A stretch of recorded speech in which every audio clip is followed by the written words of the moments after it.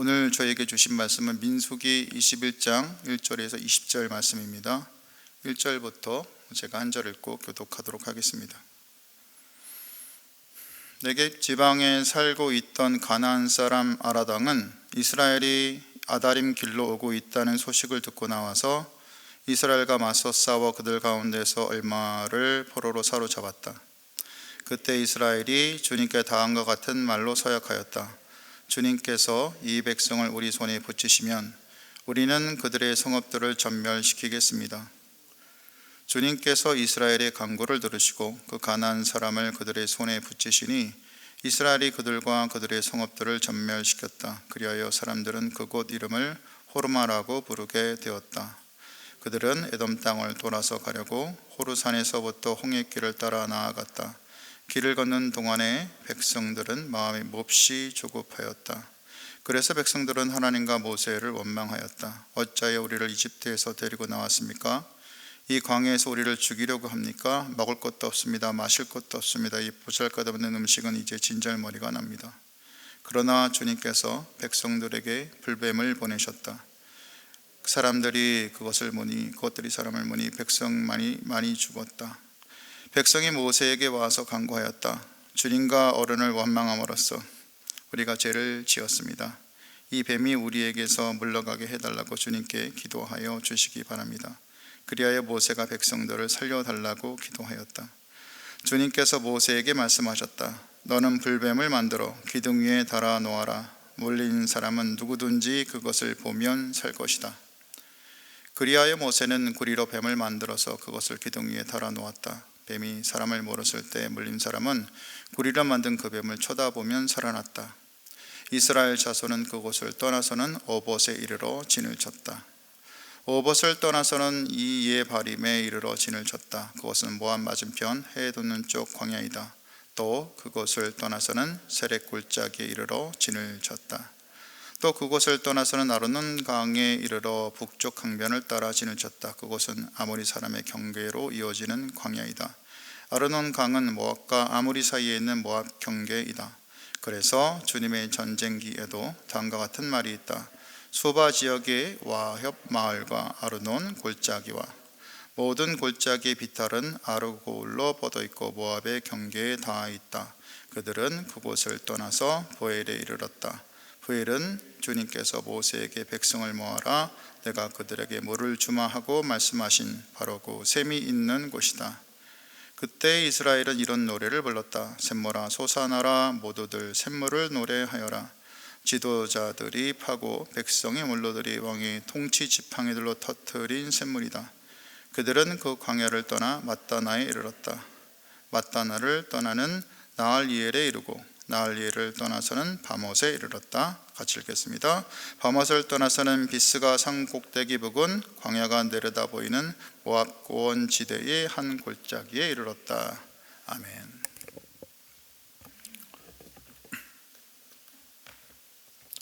여러분, 인생의 마지막을 어떻게 준비하고 계십니까? 이제 죽음이 막 내게 다가올 때 점점 숨이 가파오고 몸에 남은 기력마저 다 빠져나가는 그 순간, 그 죽음의 순간에 여러분은 어떤 것을 눈으로 보기 원하십니까? 빛으로 다가오시는 예수님이 보인다면 어떨까요? 그 환한 빛 속에 들리는 그분의 세미한 음성, 참으로 수고하였다. 내게 주어진 삶을 그토록 충성하며 충실하게 살았기에 내 믿음으로 내가 살아가고자 하였으니 이제 내 옆에서 쉼을 누리거라. 이런 음성이 저희에게 들린다면 우리가 어떨 것 같습니까? 반면 짙은 어둠 속에서 음산한 소리가 들리고 그 어둠에 끌려가기 싫어서 고통과 두려움에 허덕이며 남은 힘을 쥐어짜서 그 두려움에 반항하며 인생을 마감한다면 어떨까요? 어제 저는 의왕의 한 작은 병원에 있는 장례식장에 다녀왔습니다. 다소 허름하지만 따뜻함이 있는 그 장례식장은 다름 아닌 그 땅을 믿음으로 사신 한 권사님의 마지막을 기념하는 장소였습니다. 무슨 대단한 일을 하신 분은 아니었지만 인생을 믿음으로 사셨고, 또 다른 분들을 만나면 수주하면서 나이가 90이 되시면서도 먼저 허리를 굽혀 인사하시는 분이었습니다. 하나님 앞에 작은 승리의 삶을 살아오신 한 성도의 마지막 삶을 그 자리에서 기념하고 있었는데요. 인생의 마지막을 조용히 성경을 쓰시고, 또 쓰시다가 그렇게 기도하시다가 힘이 없어서 집안에서 쓰러지기를 몇 번 하자 요양병원에 옮기시면서 하루 만에 주님 곁으로 가셨습니다. 그리고 그분의 마지막 얼굴이 얼마나 평안했는지, 시신을 관에 옮겨서 장례식장으로 이렇게 옮기는 분이 있으시잖아요. 그래서 그분이 이렇게 말씀하시기를 10분에서 2-3분은 얼굴이 좀 평안하신데 참 평안하시게 돌아가셨다고. 자신이 수없이 보아왔지만 돌아가신 분들의 얼굴을 보면 어떤 마음으로 돌아가셨는지 짐작이 간다고. 여러분은 어떤 마음으로 인생의 마지막을 맞이하고 싶으십니까? 오늘 보면 민수기 21장은 출애굽 2세대가 처음으로 역사의 전면에 등장하는 부분에 속합니다. 지난 20장 14절부터 출애굽 2세대가 길을 떠나기 시작했죠. 그래서 에돔왕의 방해로 에돔을 통과해서 지나가지 못하고 빙빙 돌아서 가나안에 가게 됩니다. 그리고 오늘 본문 가나안 남부지방인 네겝 지방에 살고 있던 가나안 왕 아라당은 이스라엘과 싸워서 그 포로로 이스라엘 백성을 일부 잡습니다. 그리고 이스라엘은 주님께 기도하였고 주님의 허락하에 그 가나안 사람과 싸워서 그들을 전멸시킵니다. 그곳의 이름을 그리고 호르마라고 부르죠. 여기서 이스라엘 백성들은 그 이전 세대가 광야를 벗어나지 못하고 죽어야 했던 그 가데스 지역에 있던 그 지역에서 그 다음날 하나님이 허락하시지 않은 전쟁을 자기 마음대로 치르잖아요. 그리고 그 전쟁에서 패해서 그 장소를 처음에 호르마라고 부르죠.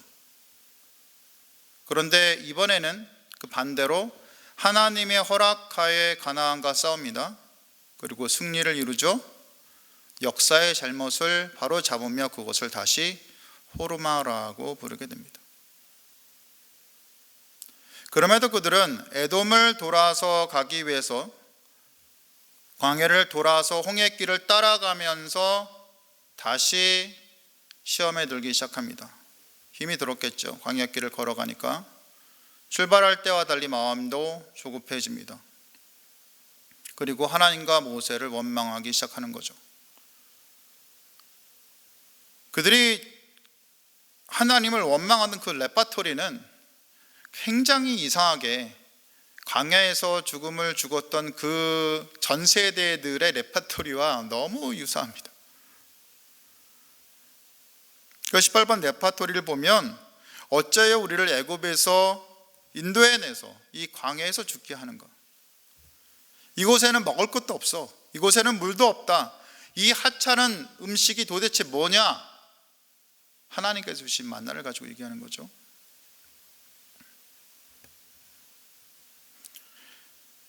아마 이들이 애굽에서 인도에 내었을 때 처음에 이들을 지금 다 자라서 어른이 되어서 이제 군인이 되었지만 굉장히 어린아이였을 겁니다.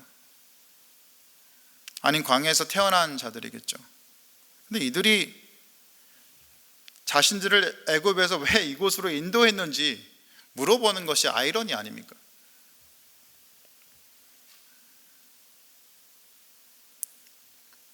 광야에서 무려 40년간을 지냈는데 광야에 익숙하지도 않고 애굽을 기대합니다. 왜 이곳에 죽게 하는가? 여기는 먹을 것도 마실 것도 없다. 이 만나도 지겹고 맛없다. 광야에서 죽은 이들이 마치 살아난 것처럼 그 자식 세대인 출애굽 2세대도 똑같이 주님께 불평을 합니다. 하나님께서는 출애굽을 한 지 얼마 안 된 자들인 이 아비 세대들에게는 그런데 먹을 것이 없으면 그래도 먹을 것을 줬습니다. 고기 먹고 싶다면 고기를 주긴 줬죠. 물론 주시고 벌을 하긴 했지만, 근데 이들 세대들에게는 이렇게 뭘 주시지도 않습니다. 그냥 불뱀을 보내십니다. 물려 죽게 하시죠. 학자들은 이 불뱀을 설명하면서 물리면 불에 타는 듯한 고통이 있어서 불뱀이라고 이렇게 책을 보면 나와 있습니다. 주석서에 보면. 그런데 저는 아닐 수도 있다고 여기는데요, 사막 독사의 색이 원래 색이 붉거나 아니면 주황색인 경우가 있기 때문입니다. 제가 사막 독사를 아프가니스탄에 있을 때 직접 이렇게 보기도 하고 때려서 막대기를 때려 죽여 보기도 했는데 그 색깔이 이렇게 주황색입니다. 주황색에 줄무늬가 이렇게 나와 있습니다. 그 주황색에 볼 때 굉장히 자극적이고 독특해서 그것만 봐도 불뱀처럼 여겨질 수 있거든요. 아무튼 굉장히 위협적인 뱀이, 그 위협적인 독을 가진 뱀이 이 사막 독사들입니다. 하나님께서 이런 불뱀들을 그 아비 세대들과 달리 출애굽 2세대들에게 보내셔서 또 그들을 벌하신 이유는 이 2세대들이 바로 가나안에 들어가야 할 자들이었기 때문입니다. 그만큼 다급하게 그들 모두가 정결하게 되기를 바라셨던 것이죠. 하나님께서는 이미 한 세대를 다 죽이셨기 때문에 큰 결심을 하시지 않는 한 다른 대안이 없으셨을 것입니다. 그리고 그들에게 이런 즉각적인 벌을 내리심으로 그들을 제대로 다스리려고 하셨던 것이죠. 이것을 지금 교회에 적용하면요, 교회 혹 리더라고 불리는 분들이 있으시다면 정말 힘들더라도 참으로 거룩하고 정결하게 주어진 삶에 순종하셔야 될 것입니다. 하나님이 우리를 교회 리더로 세우셨다는 것은요, 특별한 경우를 제외하고 우리 말고는 주님께서 특별한 대안이 없다는 것입니다. 그러니 리더들이 거룩하지 못하면 주님께서 급히 벌을 주실 수도 있다는 것입니다.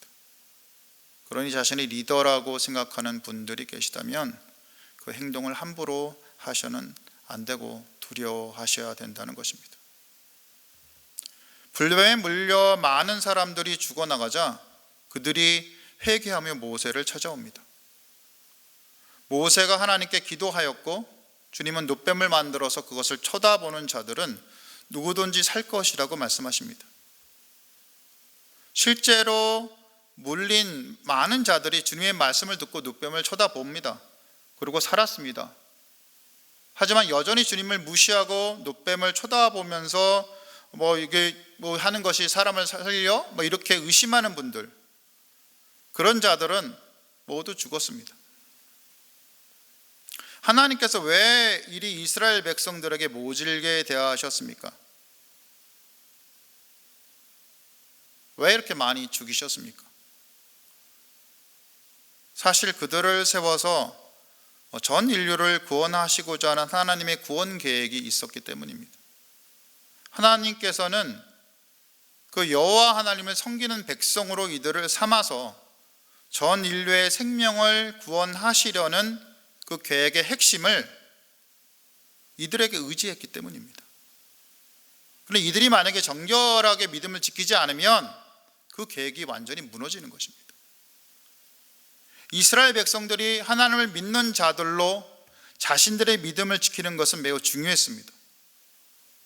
하나님의 아들이신 예수께서 이 땅에 이들 백성 가운데 태어나셨기 때문입니다. 그런데 도대체 하나님의 아들이신 예수께서 태어나셔서 인류를 구원하시는데 꼭 이들 이스라엘 민족이 하나님을 섬기는 것이 필요할까요? 우리는 이렇게 질문해 볼 수 있습니다. 예수께서 아무 믿음 없는 나라에 태어나시는 것이 왜 이상한 것인가요? 이렇게 질문할 수도 있을 것입니다. 그러니까 상상해 보면 예수께서 하나님의 아들이라는 믿음은 이스라엘 백성들이 하나님을 섬기는 그런 민족이었기 때문에 가능했습니다.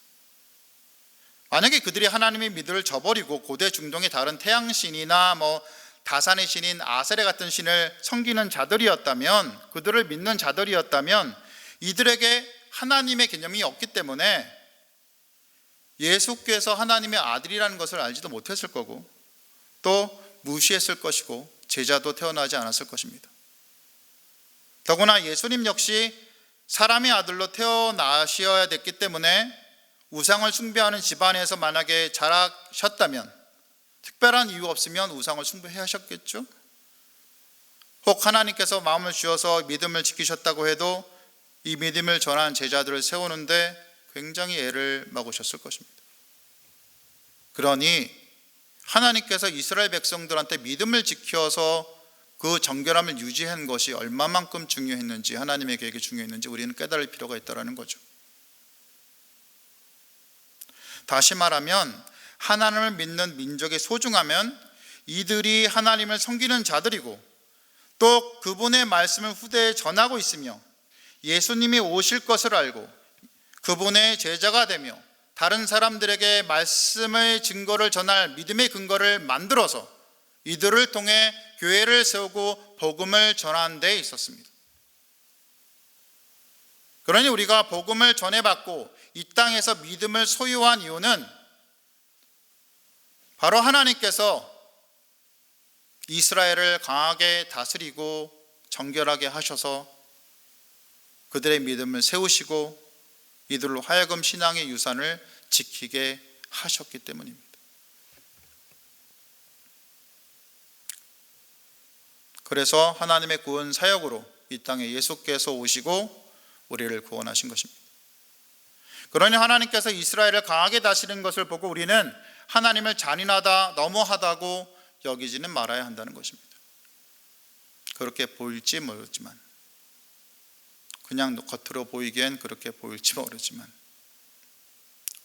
우리에게 그렇게 잔인하게 보이시는 하나님의 일하심이 하나님의 계획 가운데서는 교회를 세워서 수많은 영혼들을 수세기 수세에 걸쳐서 살리시는 그 계획을 실행하는 것이었기 때문입니다.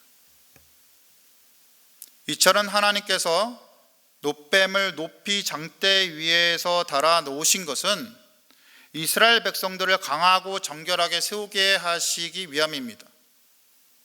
그리고 이 사건은 예수님의 십자가 사건을 예표합니다.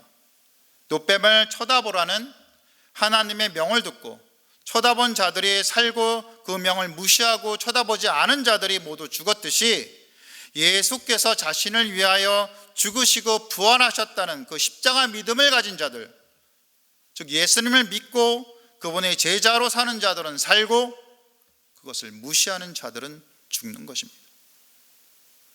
그러니 예수님을 믿자는 것이죠. 그냥 대충 믿지 말고 뱀에 물렸을 때 살 수 있는 유일한 방법이 바로 놋뱀을 쳐다보는 것이었듯이 그렇게 강렬한 열정으로 예수님을 제대로 믿자는 것입니다. 다른 어떤 것도 내가 예수님을 믿는 것을 막을 수 없다는 그 믿음 말입니다. 설사 그것이 내 사업, 내 명예, 내 재산, 내 가족, 내 생명이라 할지라도 내가 예수님을 제대로 믿는 것을 막지는 못할 것이라는 그 믿음 말입니다.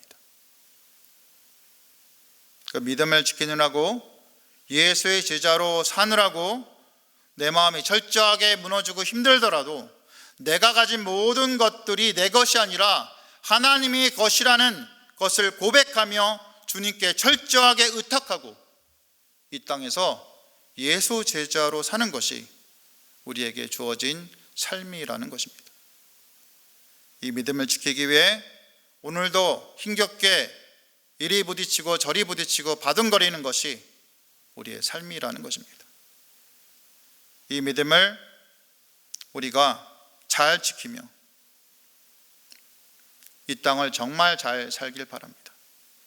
때로는 우리가 완전하지 못해서 무너지기도 하고 쓰러지기도 하겠지만 그래도 우리의 믿음의 뿌리는 더욱더 견고하여져서 예수 안에서 붙들림되는 삶, 그 삶을 기쁨으로 사는 그 삶이 예수 제자의 삶이란 말입니다.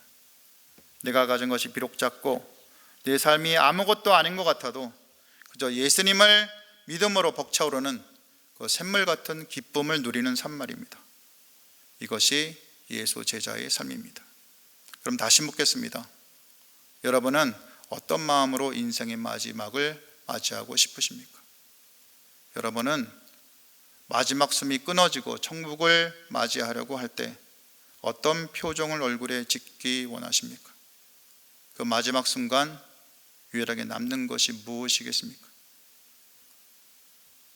이 말씀을 듣는 모든 분들이 나의 주님 예수님, 바로 밝은 빛 되신 예수님만 남는 예수 제자의 삶을 살아가며 인생의 마지막 숨이 넘어가는 그 순간에 기쁨으로 빛 되신 예수님을 만나기를 주님의 이름으로 간절히 축원합니다. 기도 제목 올려드리겠습니다. 이 말씀을 듣는 모든 분들이 나의 주님 예수님, 바로 빛 되신 예수님만 남는 예수 제자의 삶을 살며 인생의 마지막 그 순간에 빛 되신 예수님을 만나는 분들이 모두 되시기를 기도했으면 합니다.